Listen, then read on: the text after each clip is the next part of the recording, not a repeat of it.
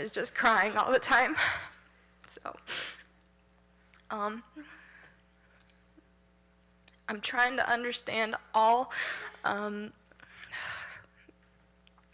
the Lord's doing and that He's done, and to claim that you're forgiven is, again, it's a big deal, and I don't want to just stand up here and say that He's done it. I know the church has forgiven me, and I know the Lord loves me, and I know I love Him.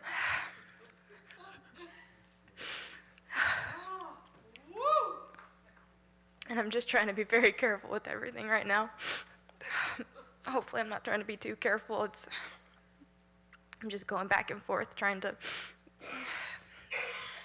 understand everything.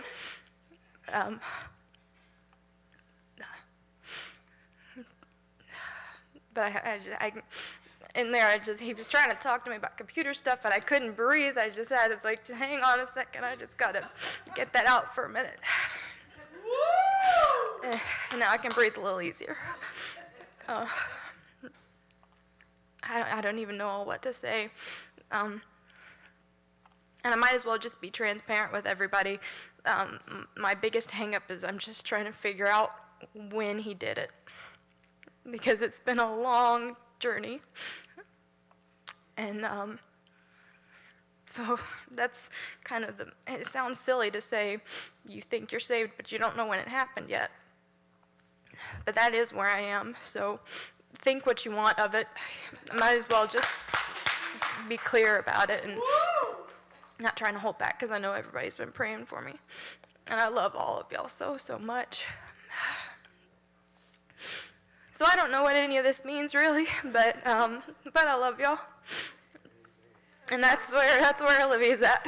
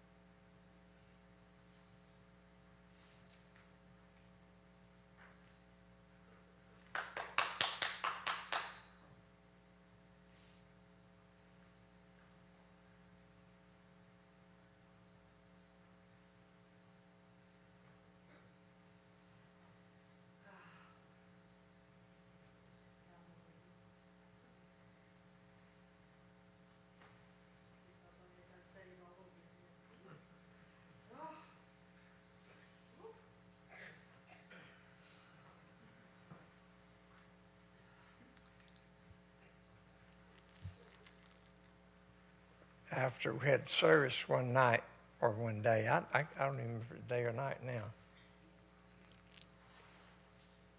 And after we dismissed, and only a few went over to the dining hall, which is pretty common. And and the Lord had been doing some big things with Sister Olivia. She had prayed good prayer and so forth, but she came over that night, and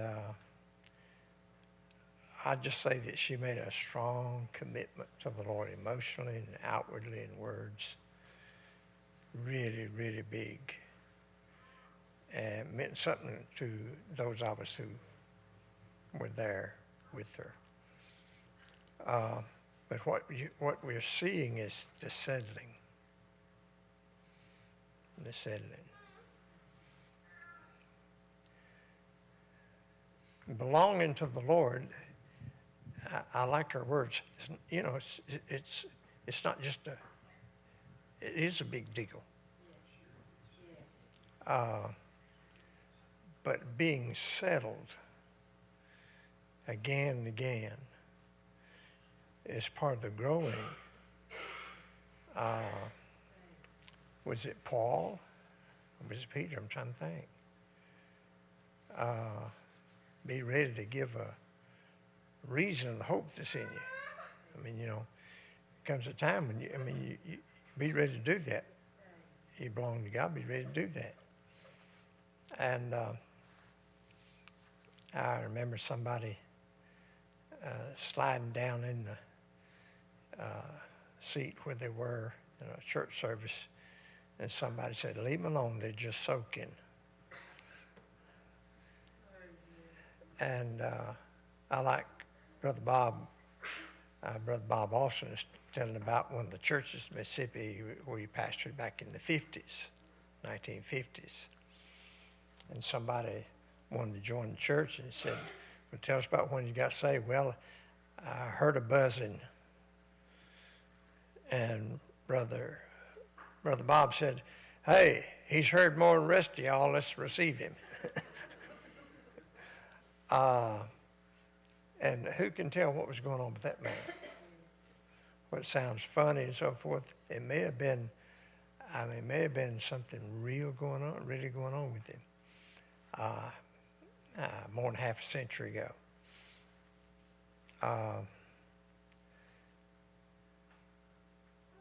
But God brings you along. He brings you along, and He'll fix that in you. And I like it when it's like a lightning bolt. And but even then, it has to have showers and time for it to settle. I love it. I love it. We'll leave the mic out for the night if y'all afraid to go home.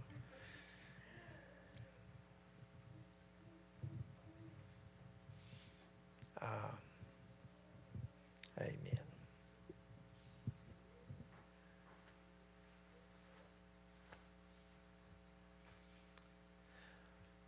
Not all of us understood it very well.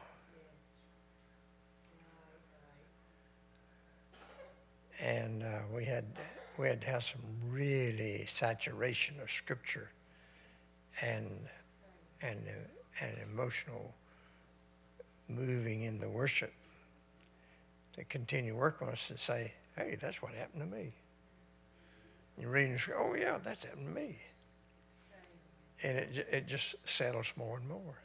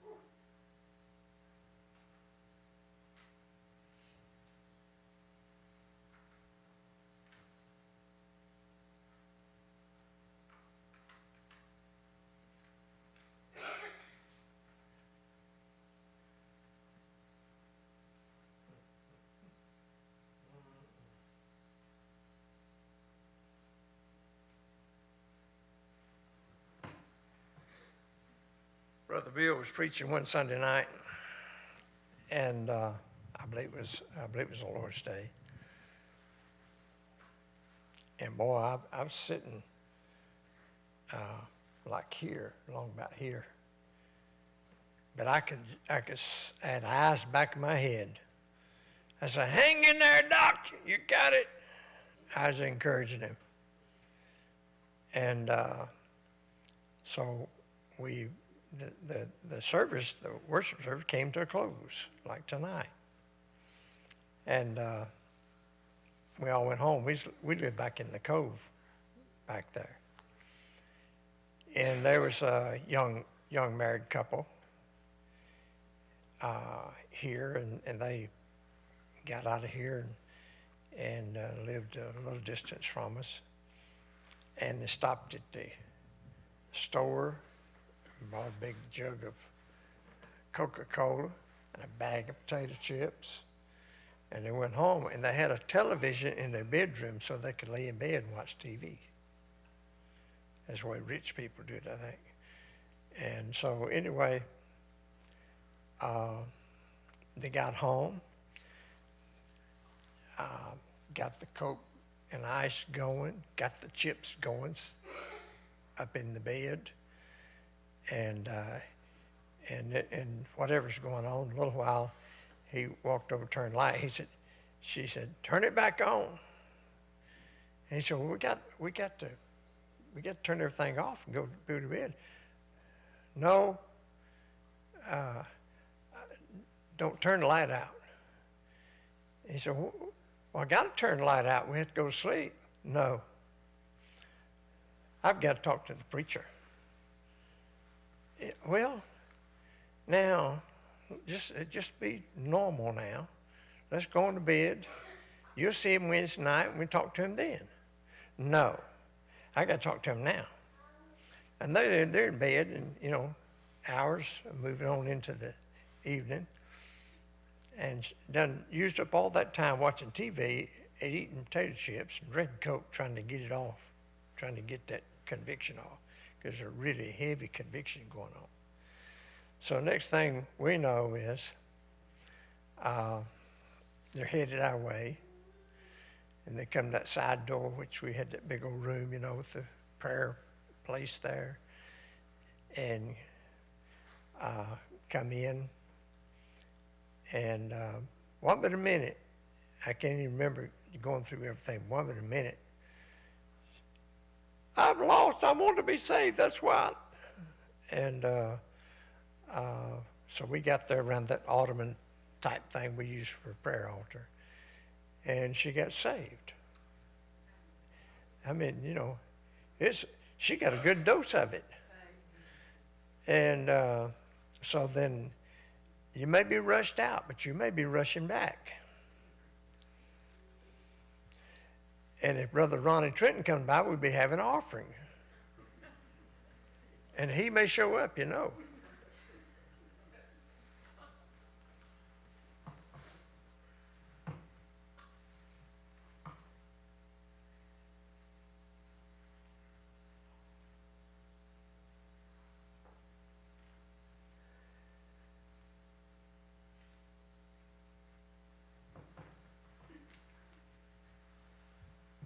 And Caleb said, "This is ruining my playtime."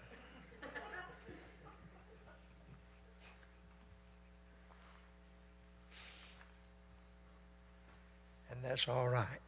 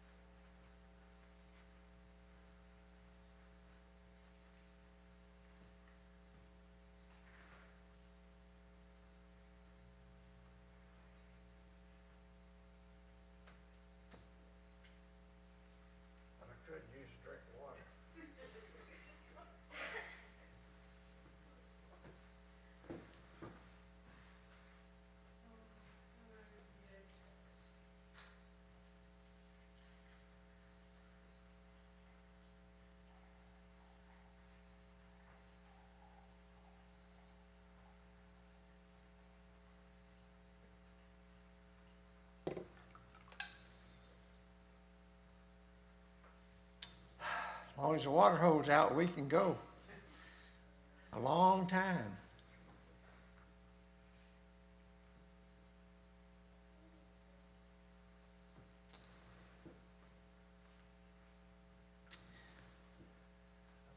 Down here.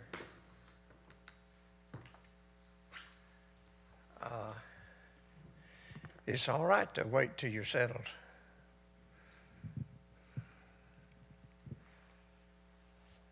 Because your heart's talking. And somebody's listening.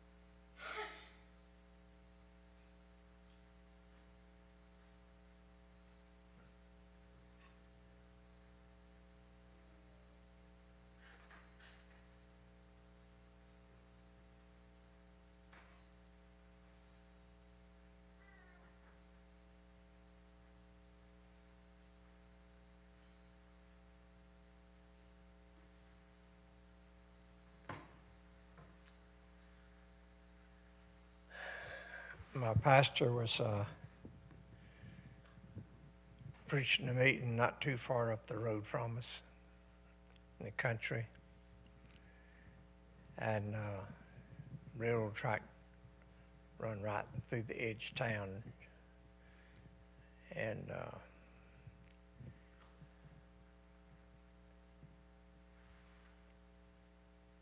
they was having the meeting, of course, and there's a lot of story goes into that meeting. Every meeting is important to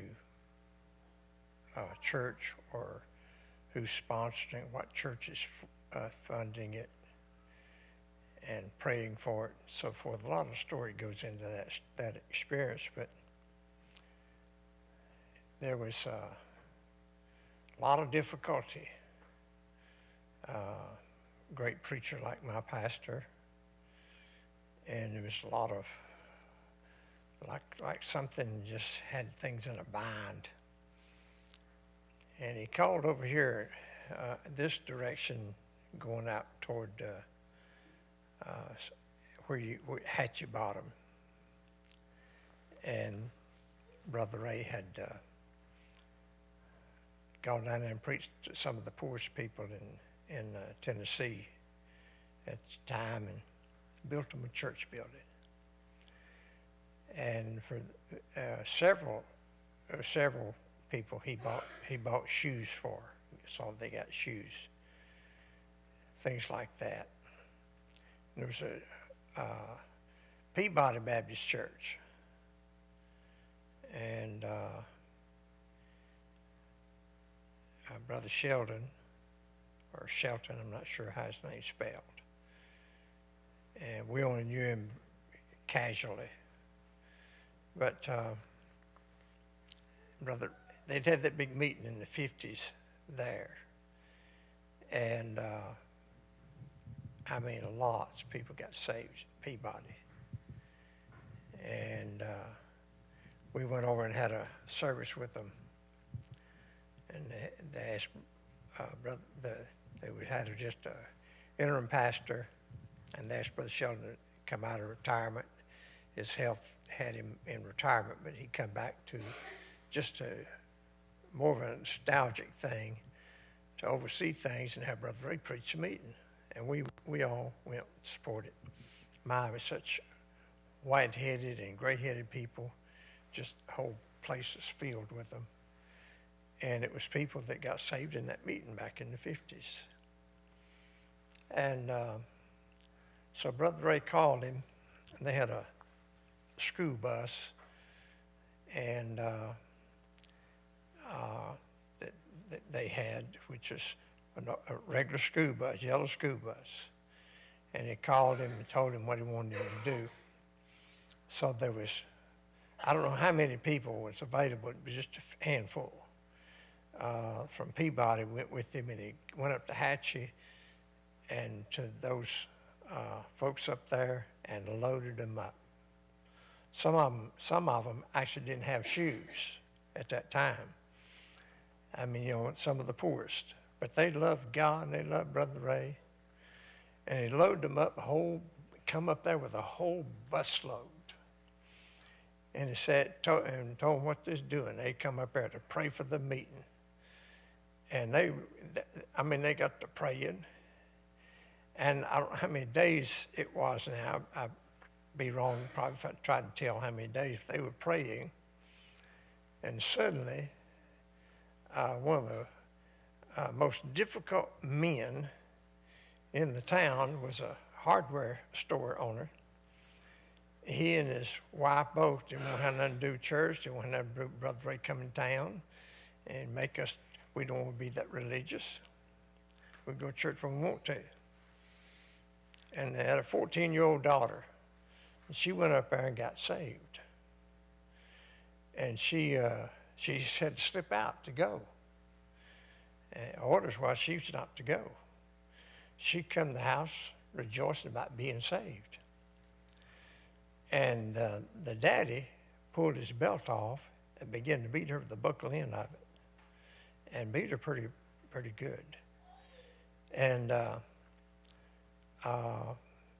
all he heard, he he could hear that preaching while he's in his store up there when he was going on in the day services. And at night, he'd just shut up and go home.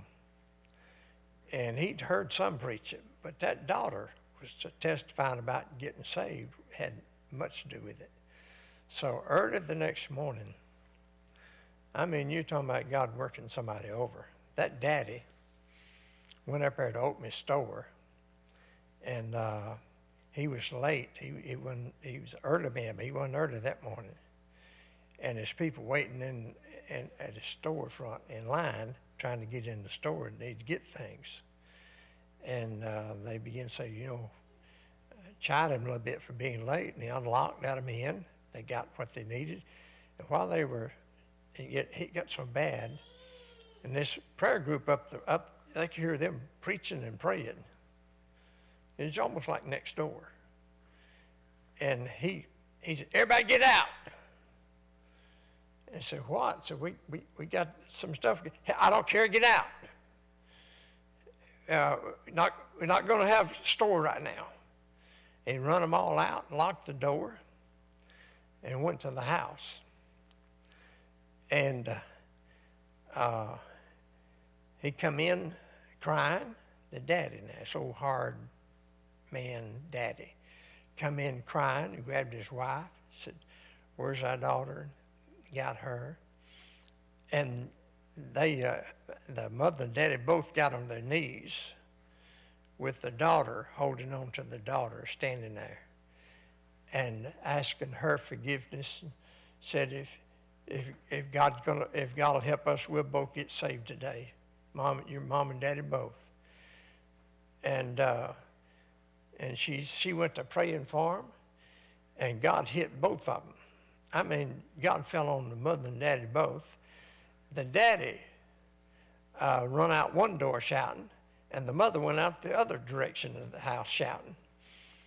And then when they shouting, after they shouted a while, then they got their dog together and went up to the meeting. Now that was when it broke loose, early that morning, where the train coming through made a emergency stop. It was not a scheduled stop. And said, they didn't tell them what's going wrong. They said, it's going to be a while. You might well get off and stretch, walk some, it get hot in those trains. And they could see the tent. They could hear them shouting. And God fell on them getting out of the train. They went up to the tent and began to get saved. And a whole lot of them that was riding the train got saved. And before the day's gone, the conductor people said, train's ready to go. And they loaded up a bunch of saved people. And there's Brother Ray, it was 30-something hours. I don't know, 32, 36 hours, something like that. But whatever it was, he said it was that many hours straight. Not that many hours during the meeting, but that many hours when God hit that morning until God finished that harvest was 30-something hours, day and night. People crying out to God, and falling before the Lord and getting saved. When God moves, you just be thankful you're there when he moves.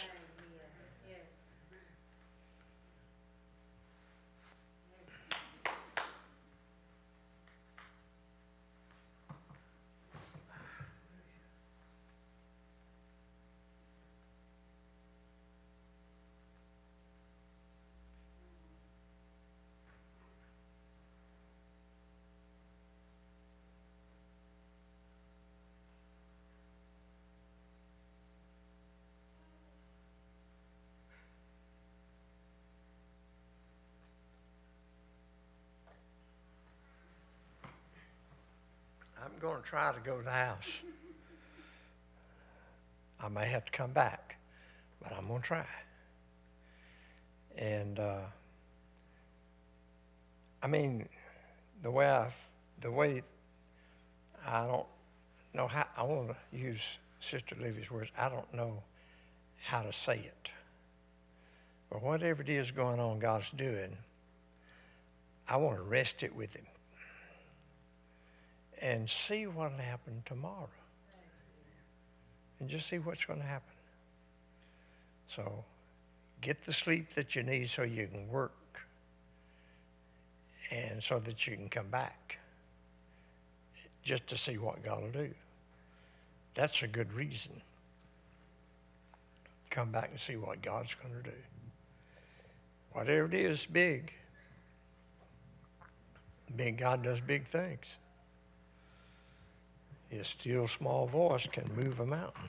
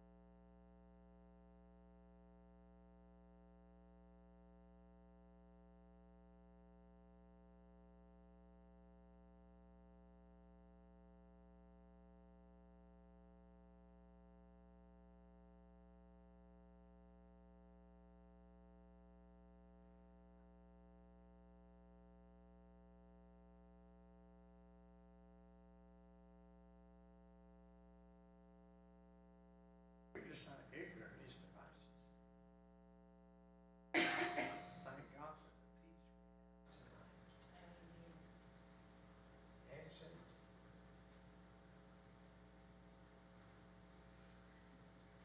I'm trying. I'm really trying. Only takes about 16 times. Only took 3 with Peter, you know.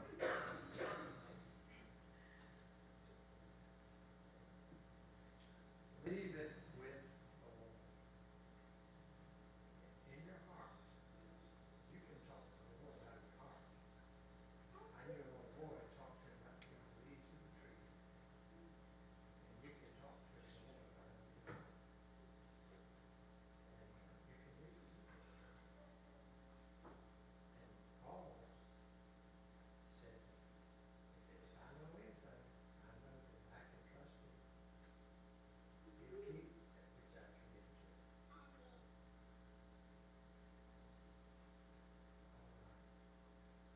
Meditate on it.